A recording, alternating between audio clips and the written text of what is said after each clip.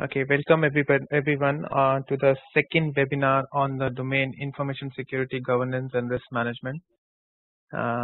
We had covered 28 slides in the last webinar series, and today we will try to see how many slides we can cover. The objective is to have good understanding of all the topics and complete as much as possible. So let's start with the new topic, which is all about roles and responsibilities. Senior management, we all understand, that's a very generic term. Let's understand more on what are the roles and responsibilities of a chief infosec officer are. So as the name suggests, a chief information security officer, right? He is the main person who this is a senior position. This is not something a junior position, as the name suggests, chief, right? So he is amongst the CXOs, the chief, equivalent to chief information officer. He takes the responsibility for the whole information security. So if you see here on the slide, we have written that responsible for understanding the business objectives of the organization. This is a very generic statement, not only chief information security officer. In fact, the other stakeholders in the company, all managers should understand the business objectives. Yeah, one of the important parameters which chief information security officer would be responsible for is he ensures that a risk assessment is performed. As it's an infosec role, risk assessment is the key requirement. And then communicating the risks to executive management. One important point which is not there on the slide is all about he is also responsible for ensuring that policies are set up. When I say policies, and it's an infosec position, so this is information security policy is drafted, and the policy awareness levels are up to the mark within the organization, and the policies requirements are complied to. This is one of the points which is right now not there on the slide, but I can ensure that this is part of the chief infosec officer responsibilities. If you have any questions, please feel free to post on the chat window. Let's move on to the next concept. So here we have some more set of roles. We all know data owner. Owner is the person who will decide whether, so let's say if somebody has bought the car, who has paid for the car, so he is the owner of the car. He will decide who will drive the car. With it, is it Mr. A, Mr. B, Mr. C? Similarly, the data owner, he will decide as who will have access to that data. So let's say you have financial data, you should have an owner assigned to it. You have HR data, and owner should be assigned to it. Coming to data custodian, custodian is a word which is mainly used for IT. So let's say the owner decides, grant Mr. X access to my data. Now this is the responsibility of custodian to provide this access on an IT angle. So custodian will ensure that Mr. X role is defined with that role which has financial authorizations. So data owner, data custodian, these are simple terms. Please do not get confused in them. Then you have system owner. This is more from the person who is owner of the servers, firewalls, network switches, and all that. Then you have two very important terms which are majorly confused by CISSP aspirants. One of them is the system administrator, and the other is security administrator. I'll give you a thumb rule here. A thumb rule is a system administrator is responsible for creating a username within the system or within the application, and the security administrator is responsible for assigning various roles which are approved by the data owner to that username.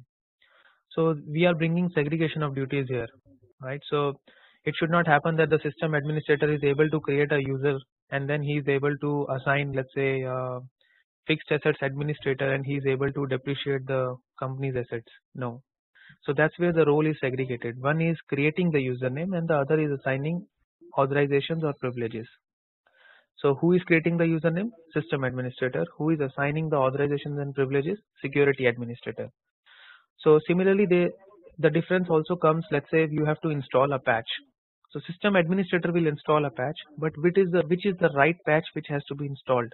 That will be decided by the security administrator. So again, we are trying to bring segregation of duties here.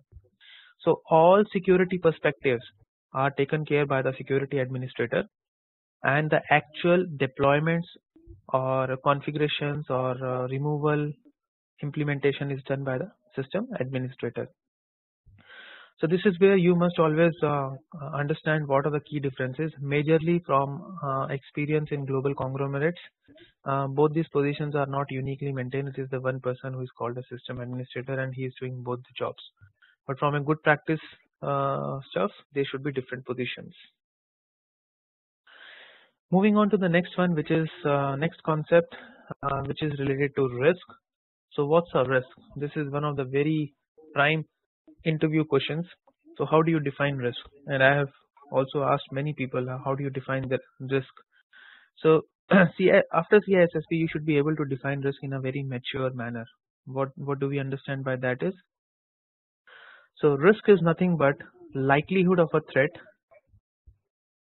taking advantage of a vulnerability. Let me put it in a different way. So risk is nothing but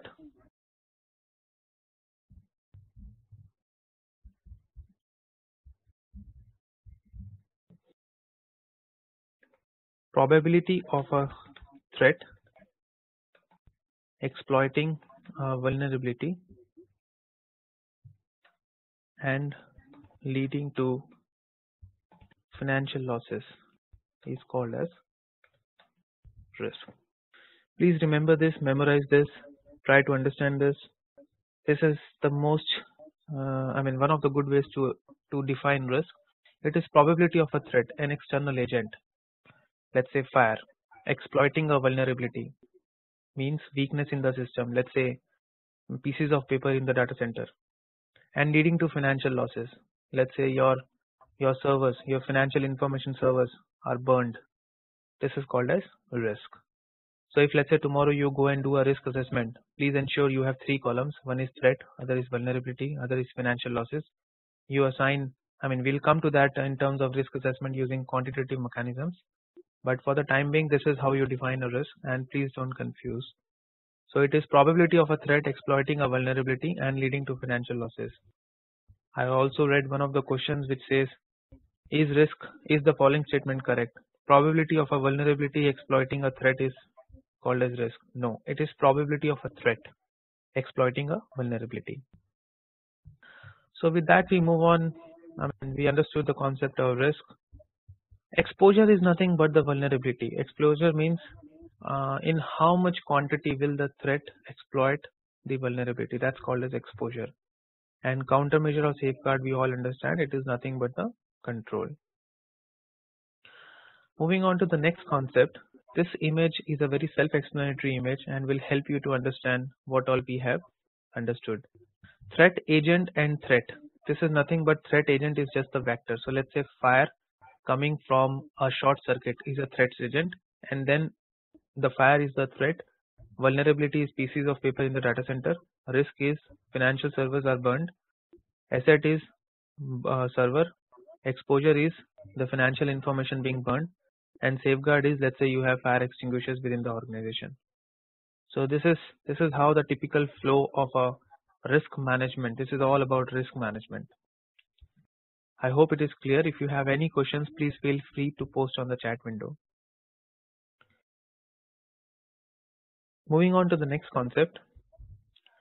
Now, whenever you try to understand what is the value of a server, or let's say what is the value of, or let's say you have a company laptop and you want to assign the value of that company laptop. So let's say the laptop cost is $200 US, and then you also understand that you have some client's information. Now that client information will be valuable for your company. So let's say 500 USD is what you have agreed within the organization is the client value of that information, or the monetary cost value of that information. So 500 plus 200, 700 USD. And then you also need to consider that if this laptop is lost, and let's say if the laptop gets into the hands of a competitor, right? So he will get this 500 USD as the value of my client data. So it will be 700 plus 500, 1200. So that's what the cost you should consider as part of your laptop. It is not just the monetary buying cost. It is also about the information on it. If that information gets into wrong hands, what are the controls working on the laptop? So all those things, all the worst case scenarios you should consider to come up to a cost of your asset. So this is again an important concept. These are some of the bullets here: cost to acquire or develop the asset, maintain, protect the asset, value of the asset to owners and users, value of the intellectual property that went into developing the information, price others are willing to pay for the asset, cost to replace if the asset is lost or damaged, operational and production activities that are affected if the asset is unavailable, and so on. So these are some of the points. You may not get any questions on this, but you should understand as what you should consider when you are valuing your asset. Excellent. If you have any questions, please post on the chat window as we move on to the next concept. Now you have two types of assets. One are called as tangible assets, others are called as intangible assets. Whatever you can see and touch is called as tangible. This is a thumb rule. So computer you can see and touch, facilities you can see and touch, supplies you can see and touch. Intangible is whatever you can't see or you can't touch. So let's say reputation, data, intellectual property. Now is information tangible or intangible? This is debatable, but some of the certifications say information is tangible and some other certification says information is intangible. So as such in the exam we will not be asked as what is tangible, what is intangible. CISSP is least interested in testing you on all these petty things. Every question will be a scenario where you will be asked to perform a role of an information security consultant. So let's move on and try to develop all these concepts which will help us to understand the scenarios. Moving on to the next concept, which is all about our risk analysis. So risk analysis, risk assessment, is there any difference? No, there is no difference. Risk analysis and risk assessment, they are nearly synonymous words, but when you talk about risk management, in that case you are also doing the risk assessment and then you are also doing the risk treatment. So risk management is an umbrella word which consists of your risk assessment and risk treatment, both of them. Now risk assessment can be performed with two ways. One is quantitative, other is called as qualitative. So quantitative, as the name suggests, all mathematics are applied. Qualitative, as the name suggests, it is all subjective. It is all on the basis of judgment. So no mathematics is applied.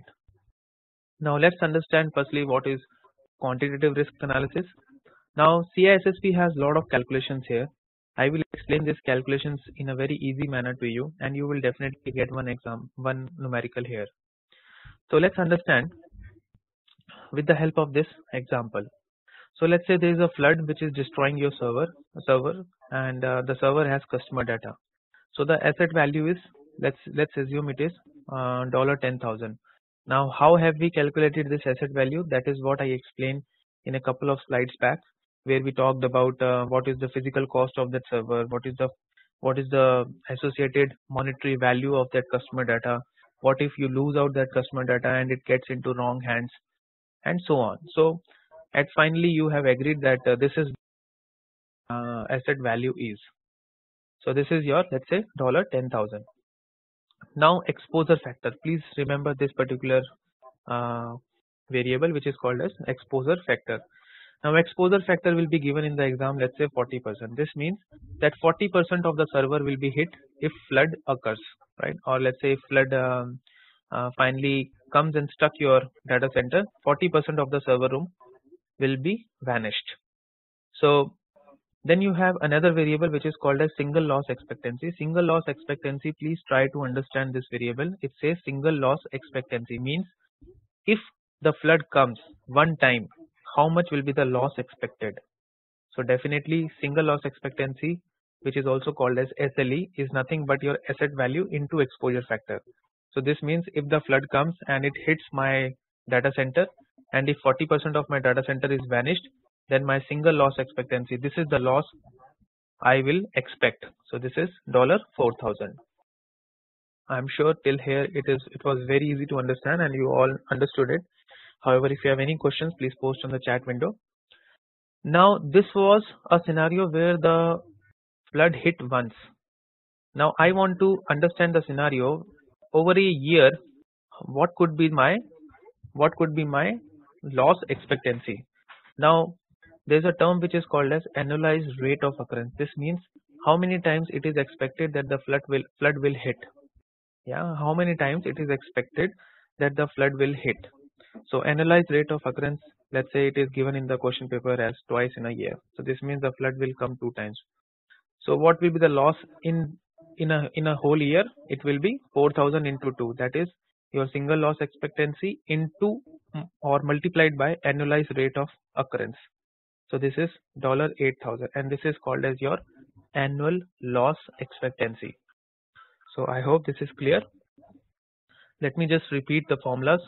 So the formulas are your single loss expectancy is nothing but asset value into the exposure factor, and your annualized loss expectancy is nothing but your single loss expectancy into annualized rate of occurrence, ARO. Now people who are hearing these terms first time may be slightly uncomfortable, and I completely respect that. However, I would suggest if you can please spend some time after this webinar, I'm sure you will be able to appreciate it more. And these are very easy to understand. If you can just remember the way I have explained and with the help of this particular example, you will never forget it. Now the problem comes when in the exam it is given that your threat occurs twice in a year. So in that case, ARO is very simple to calculate. It will be 2. It says 5 times in a year, definitely ARO will be 5. But it says once in 10 years. I'm sorry. So it says once in 10 years. Now this is a place where students get, or let's say CISSP aspirants get confused as what will be the ARO value. So the best way to calculate this is 1 divided by 10, which is 0.1. Now please have some thought after this webinar. This is like, so it is like once in 10 years. So definitely the probability will be 1 by 10. You need to think on this, cannot be explained more on the webinar.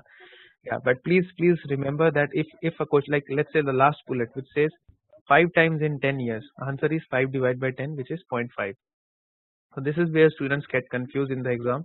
So please remember your number of times will come as a numerator, and in how many number of years will come as the denominator, and then you can come up with a value of ARO. So that's where this quantitative risk assessment is all about. Now let's come to qualitative risk assessment. Now when we talk about qualitative, okay, before I start qualitative risk assessment, can we have any questions in the exam on quantitative risk assessment? Yes, you will definitely have a numerical. The numerical will be tough and it will give you scenarios in terms of various assets which has their asset value. You add all the asset values, then it will give you exposure factor. Then you have to calculate single loss expectancy. It will also give you a hint on how many times the threat occurs. Then you calculate the ARO as explained on the previous slide. And then finally you calculate the annualized loss expectancy. If you can remember the concepts, if you can remember the numerical which we just discussed, you will be able to solve that question. Plus we also have similar questions in the Socrative quiz which we will be discussing with you just after this webinar. Now moving on to the qualitative risk analysis, as I said, there is no mathematics involved. It is all about judgments. It is all about understanding as what information is there in human, is there with the human beings. So qualitative methods walk through different scenarios of risk possibilities. Okay, let me not get into theory. Let me just explain you what qualitative risk analysis is all about and how it is done. So there is one approach which is called as Delphi method. Now what is Delphi method? What happens is, see, at the end of the day, let's say you want to understand the risk to the reputation. Now can you assign an asset value to reputation? It is very difficult, and that is where qualitative risk analysis will come into picture.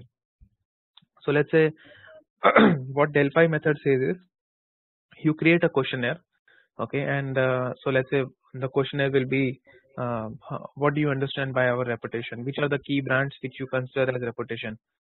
Is reputation also related to employees of the company? Okay, and you create such kind of questionnaires, and you circulate these questionnaires with the people in the organization, the key stakeholders, let's say people in the managerial position, senior managers, and all key people, right? So they will fill up the responses to these questions in those questionnaires, and there is one moderator who will control this process. Once they fill up the questionnaires, they will submit all the questions back to you, and then you look at those questionnaires, the responses, and then you try to come up with a new questionnaire which is much more refined from the responses from the previous questionnaire, and then you circulate it back to again all the stakeholders, and then they will reply again. And similarly, in this manner you will come to a conclusion where you will be able to understand what is reputation, or how much important it is. So what could be the prime risk to the reputation? So this is a Delphi method.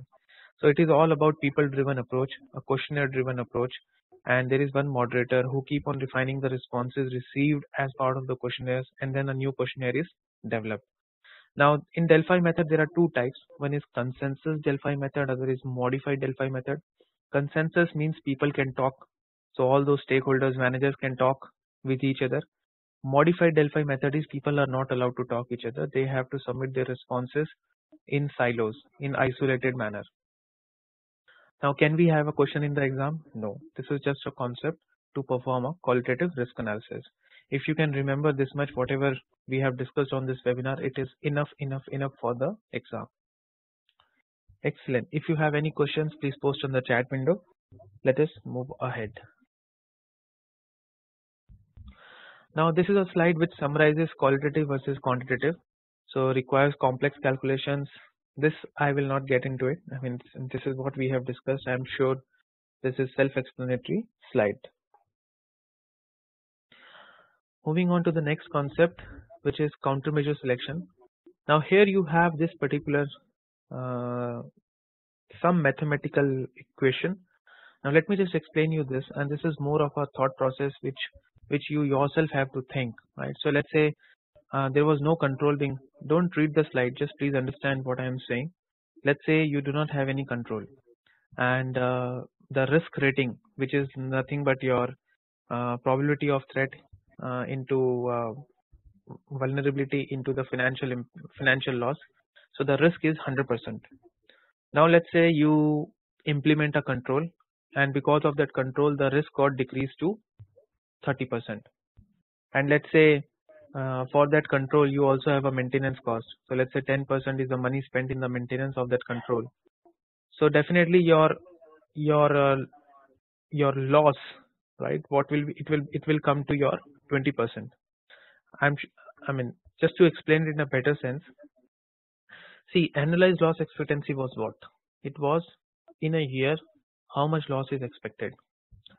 Now you also built a control, right? So annualized loss expectancy got decreased. So initially let's say it was $100. Now it came down to, let's say 40. Now the loss expectancy was $40. So if you decrease from $100 your $40, you will be left with 60. This means 60 is the benefit of the control, right? But you also spent $10 on the maintenance of that control.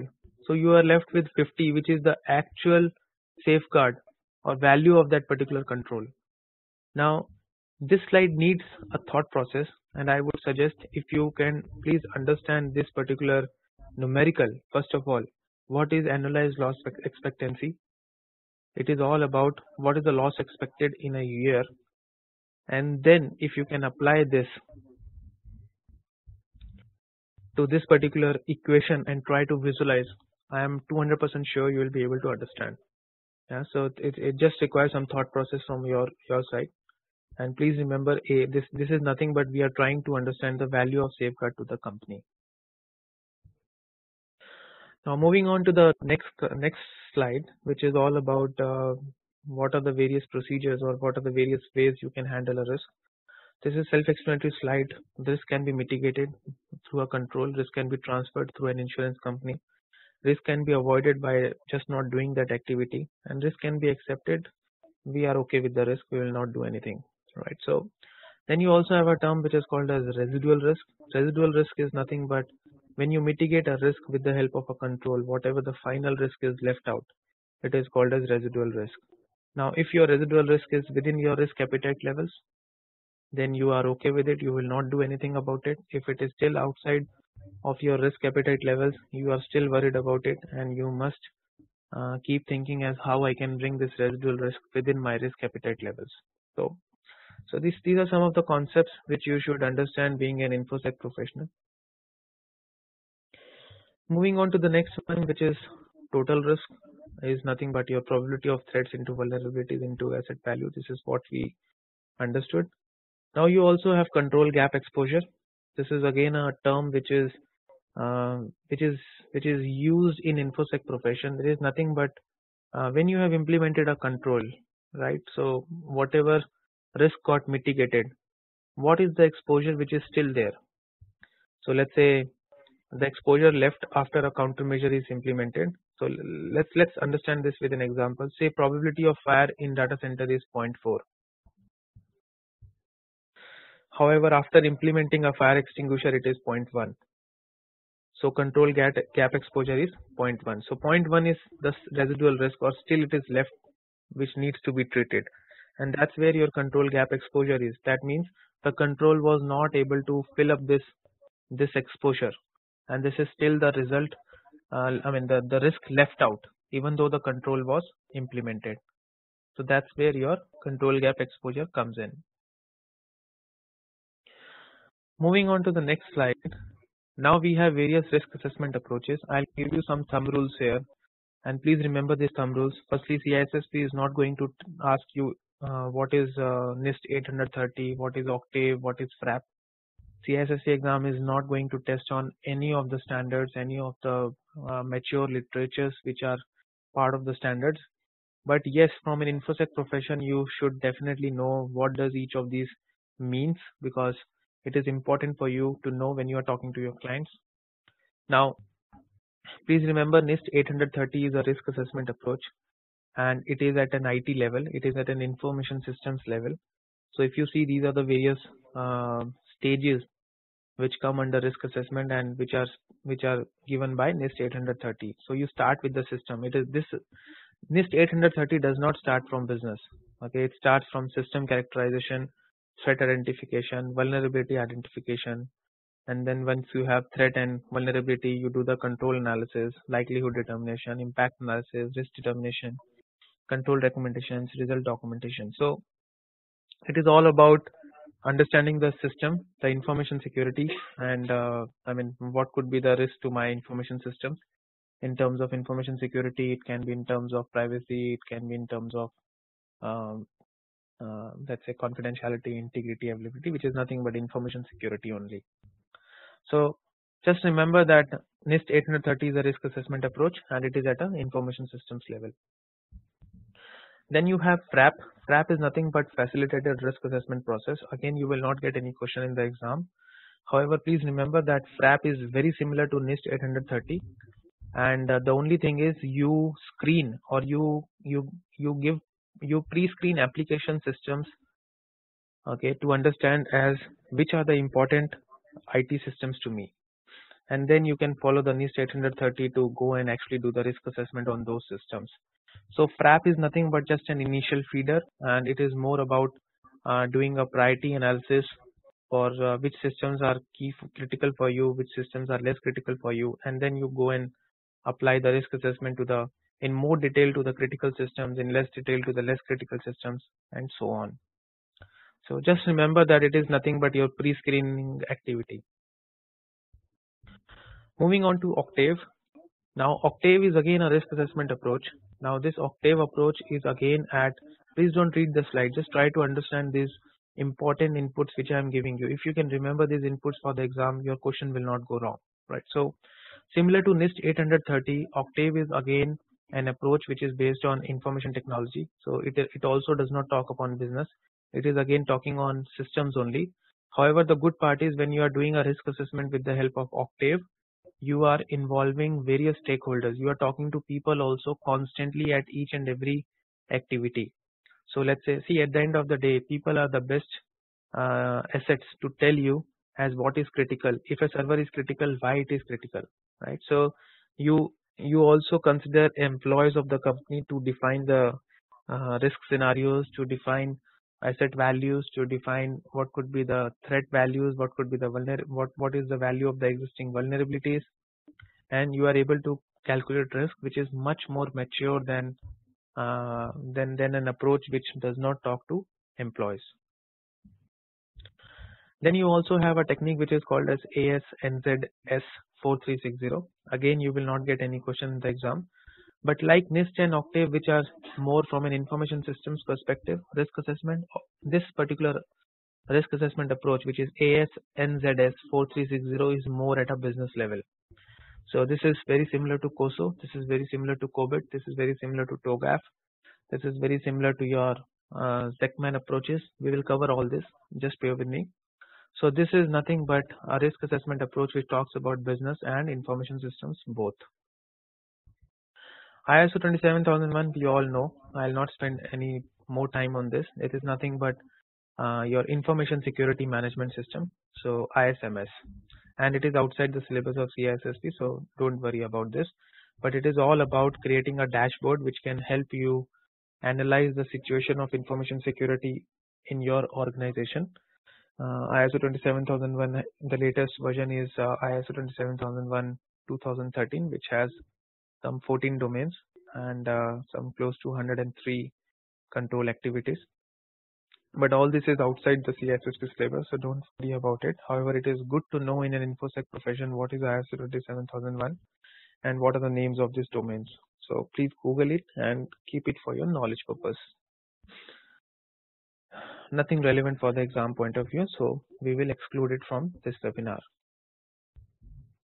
Similarly, what are 27004, 27005, 27006, 27799? Just for your information, please know the names. Otherwise, it is not required for the exam purpose. Then we move on to security steering committee. As what do we mean by a steering committee? So steering, right? It's a very famous word. I mean, in cars we have steering, right? So what is the value we get from a steering? We can drive the car in a particular direction with the help of a steering. So a very similar concept exists in your CISSP or as part of this particular nomenclature also. So let's say, for example, you are rolling out a business continuity management project in your organization. Now that BCP or BCM project, it will consider various assets, various locations. It will consider your various plants, your storage distribution areas, your ERP systems, your various other legacy applications. And over a period of time, it may consider things which may not be required from a company's survival or immediate survival point of view. So in between the people who are actually implementing the business continuity plan and the senior management of a company, there is a small team which is created, like here also you see, which is called as your business continuity steering committee. Now periodic meetings will be held between the very senior management and the people who are the project managers for this particular project, and they will discuss as what are the current challenges, what are the current risks they are facing while implementing the business continuity management systems. And the senior management will tell them, no, this is not okay, or let's say if you are facing some particular risk, you should do this.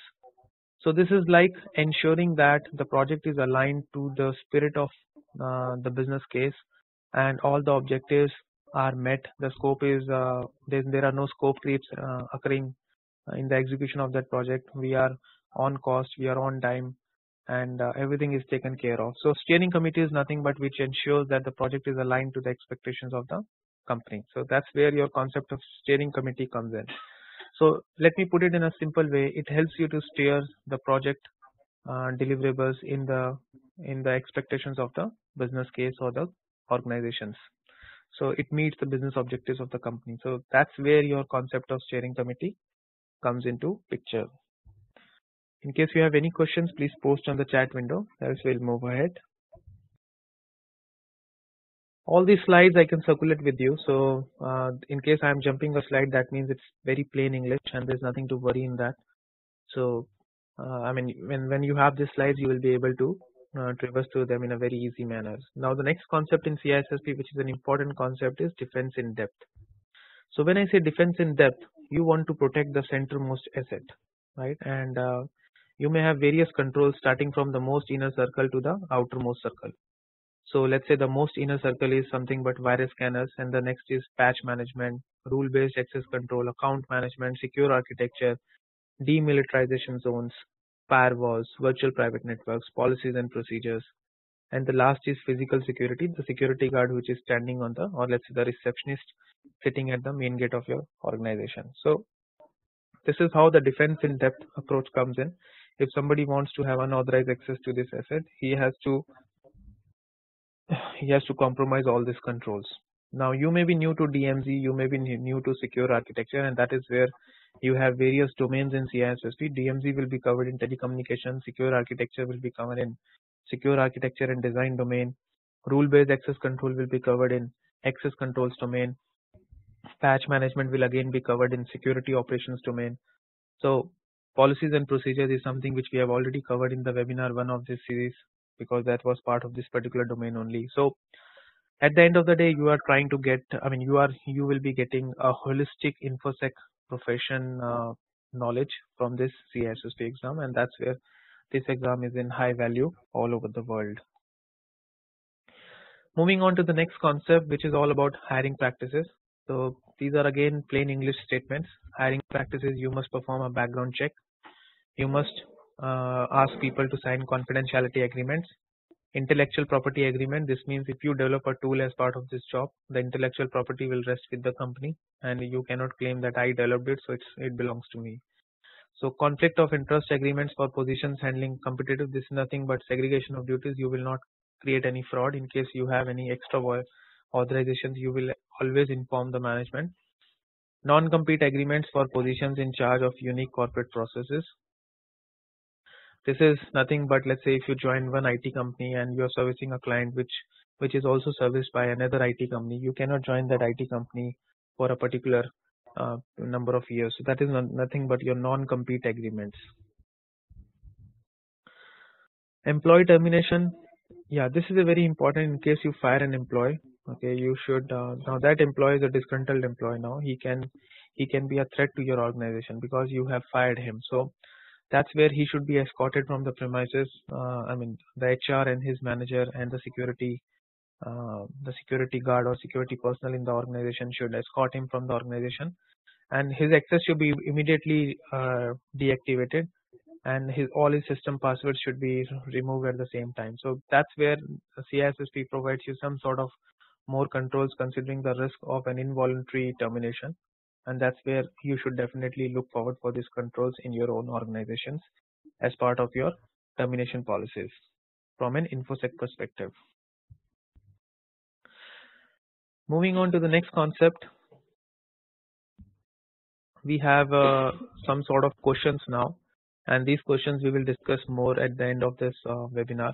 We have all these questions in a online format which you will be able to answer in. So let's move on to the next concept, which is your key terms. Now these key terms, if you see here, security through obscurity. This is a very important term which I want you to please keep in mind. When I say security through obscurity, this all means that, let's say you don't want anybody, let's say you created a tool and you don't want anybody to create another tool in the market. You want to have your monopoly. So what you will do is you will create that tool in such a complex manner that nobody can understand it. So this is called as security through obscurity. This means you rely on the complexity of the tool so much, or let's say you make things hidden so much that people in the market will not be able to create another tool of similar nature. So this is called as security through obscurity. So let me give you another example. Let's say there is an aircraft from a Boeing company which is a very innovative aircraft, and let's say then there is some other company which wants to implement, or let's say create a similar aircraft. But the Boeing company has created the aircraft in such a complex manner, and they have made things, they have encrypted the things, and the encryption keys are also very difficult to analyze. So this is like they are bringing, in public they are saying, okay, go and copy whatever resources you have on internet, but then they have encrypted everything. They have whatever is available you can't understand. So this is like they are bringing security through obscurity. So this is just a concept.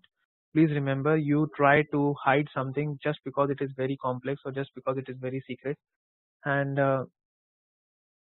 yeah, so that's the concept of security through just a fundamental framework concept. Now there's nothing particular about it which can be tested in the exam. Then DODEF and MODEF are not in CISSP syllabus. You can just have a reading of it. No questions will be asked. COBIT again not in CISSP syllabus. SP 853 again. So if you see, these are nothing but just some frameworks, frameworks which can be used for risk assessment, which can be used to understand your business operations.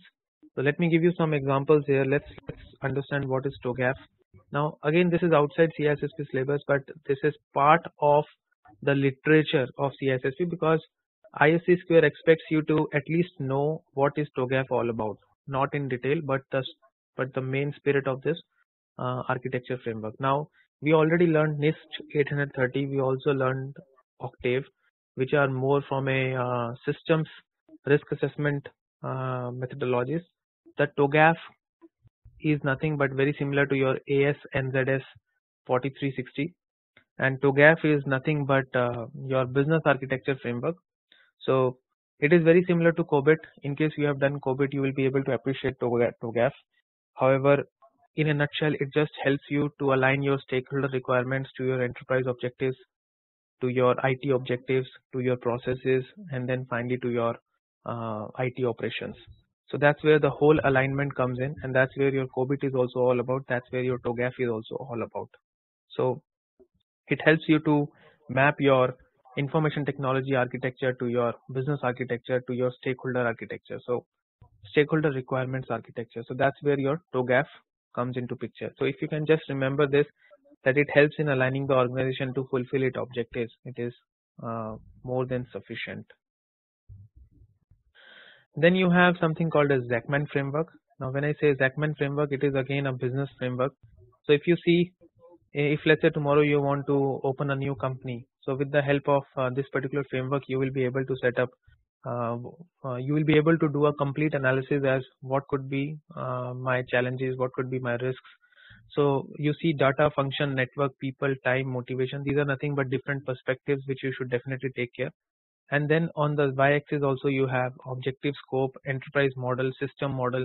So from system model you start with the information technology model, then your data model, and then the functional model. These can be changed as per your company requirements, and then you start filling up all these cells. So it is like brainstorming. So let's say within network, what could be my system? So let's say I want distributed systems architecture. So this is how you keep on pumping the requirements and you fill up this whole framework, and finally you have a very good value addition in terms of where I am, where I want to be, and what could be the challenges and risks. So that's where your Zachman framework comes into picture. SAPSA, or this is again a business framework, and this is again very similar to Zachman framework, but SAPSA you will, firstly you will not get any questions on Zachman. SAPSA definitely you will not get. It is completely a very dry topic, and it's not part of any of the, you cannot, there will be no questions asked in the CISSP exam on the SAPSA framework. So there's nothing to worry here. And I think the only thing the only thing you should remember from an exam point of view is what are the spirit of this architectures like TOGAF, Zachman framework, your NIST 830, your Octave, FRAP, and then AZ, NZS 4360. So if you can remember just the spirit of all these risk management approaches and the business architecture frameworks, this is more than sufficient for the exam. So that's where we complete our information security risk management domain. One important point I would like to highlight is this is relatively easy domain, but as I said in the webinar 1 series, people who are from a technical background find this domain as difficult, and CISSP cannot be cracked till the time you really experience and practice solving questions, and that's where our next part is. So in case you have missed out our webinar 1 series for this particular domain, I would request you if you can please have a complete view of that video before you start doing the quiz. You will be able to score well on the quiz only if you have gone through both the webinars for this particular domain. I'll just hand over to my colleague for the questionnaire session.